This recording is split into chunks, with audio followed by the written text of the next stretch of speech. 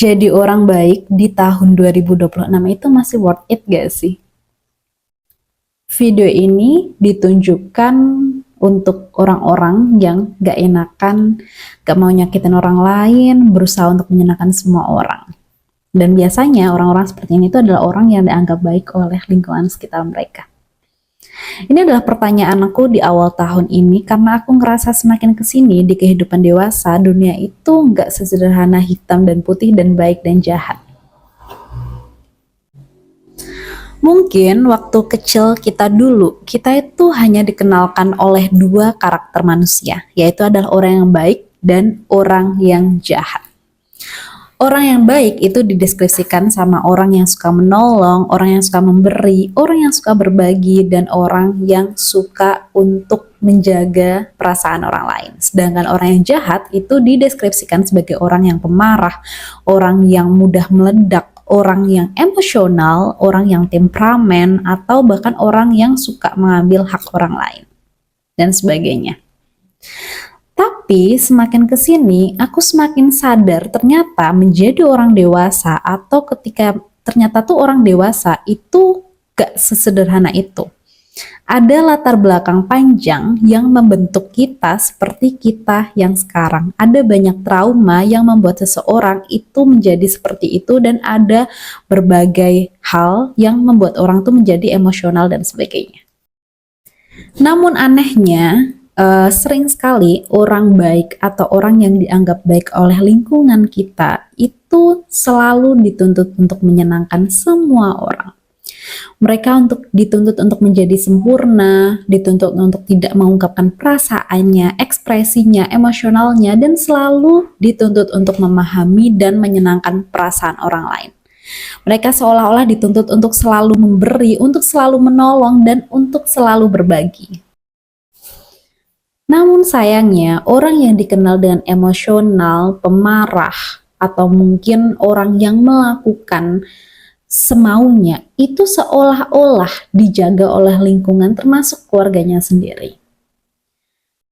Lingkungan itu diharapkan wajib untuk menjaga perasaan mereka, menjaga agar mereka tidak marah, menjaga agar mereka itu tidak meledak, seolah-olah mereka itu nggak ada tuntutan untuk menjadi orang yang lebih baik lagi atau bahkan untuk menyenangkan semua orang atau bahkan keluarganya sendiri, tidak dituntut untuk itu.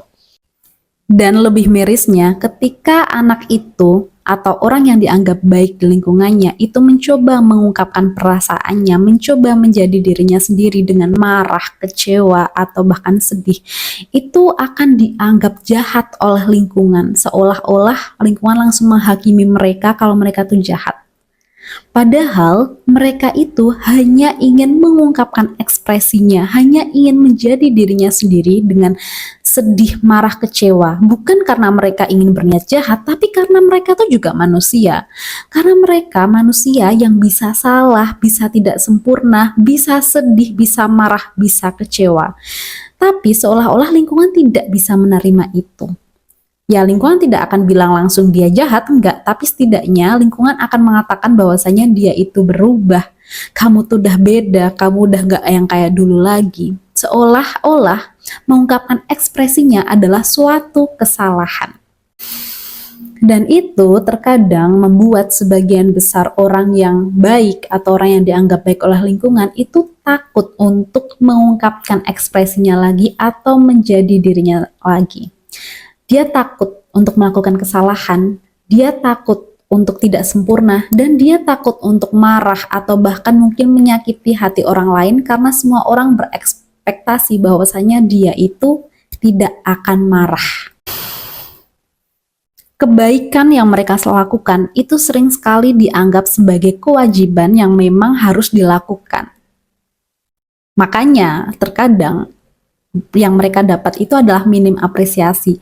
Tapi sekali membuat kesalahan, orang baik itu akan selalu dianggap menjadi orang yang paling jahat, orang yang paling salah. Padahal mungkin itu adalah kesalahan pertama yang dia buat. Dan itu membuat banyak orang baik itu susah untuk speak up atau bahkan mengungkapkan dirinya karena mereka terdapat ekspektasi-ekspektasi yang dibuat oleh lingkungan mereka sendiri, termasuk mungkin keluarga mereka atau bahkan orang tua mereka.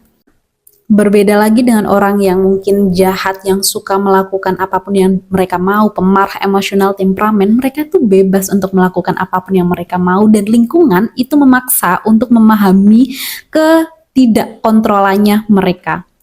Dan ketika mereka itu melakukan kesalahan, itu akan dianggap wajar. Tapi ketika mereka melakukan kebaikan sedikit yang sesederhana, lingkungan tuh akan mengapresiasi mereka. Lingkungan akan memberikan penghargaan yang berlebihan dibanding orang baik yang melakukannya. Karena orang yang emosional, temperamen, jahat gitu jarang untuk melakukan itu. Makanya lebih sering untuk diapresiasi. Miris banget gak sih? Miris. Makanya aku semakin kesini tuh semakin mempertanyakan ini. Kenapa orang baik itu selalu ditemukan sama orang-orang yang gak tahu diri, orang yang gak tahu malu? Ini sama dengan pengalamanku dulu waktu SD, dimana aku tuh mungkin orang yang berusaha untuk menyenangkan orang lain agar aku punya teman gitu, dan ada di suatu kondisi aku tuh jadi orang yang disuruh-suruh, kayak suruh jajanin ke kantin atau apa. Dan waktu itu aku ngerasa bahwasannya, oh ya ini adalah bagian dari tolong menolong, akhirnya aku jajanin orang itu ke kantin. Kemudian ternyata waktu pas perjalanan ke kantin, kakakku yang waktu itu masih satu sekolah itu tahu ternyata aku tuh jajan bukan untuk diri aku, tapi memang aku jajanin untuk orang lain. Ya meskipun uangnya pakai uang dia gitu, tapi kan seakan-akan aku kan disuruh-suruh gitu kan. Akhirnya kakakku itu langsung lapor ke orang tuaku, dan untungnya orang tuaku tuh bukan orang tua yang ya udah kayak gitu, enggak. Mereka tuh langsung negasin, kamu nggak boleh disuruh-suruh seperti itu. Dan semakin dewasa, orang tua aku selalu menuntut aku untuk speak up kalau ada hal yang gak adil, kalau ada mungkin gurunya itu gak tepat, pokoknya ada atasan yang mungkin ngeselin, aku tuh sering sekali untuk dituntut untuk speak up.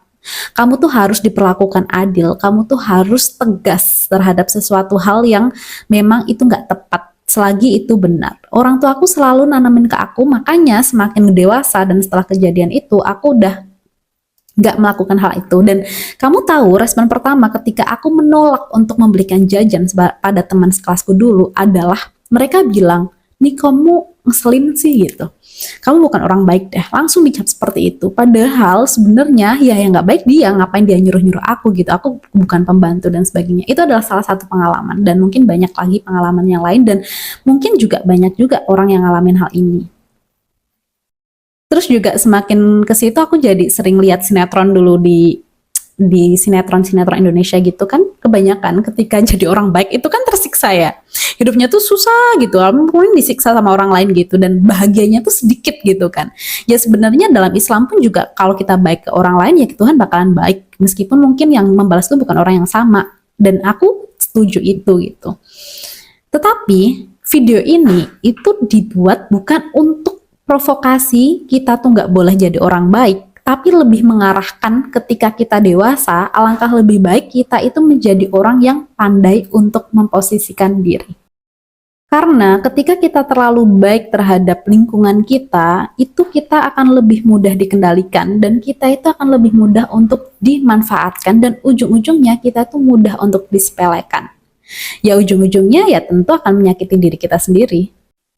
Padahal istilah zolim itu bukan hanya zolim kita kepada orang lain, tapi zolim kepada diri kita sendiri itu juga sama-sama dosa.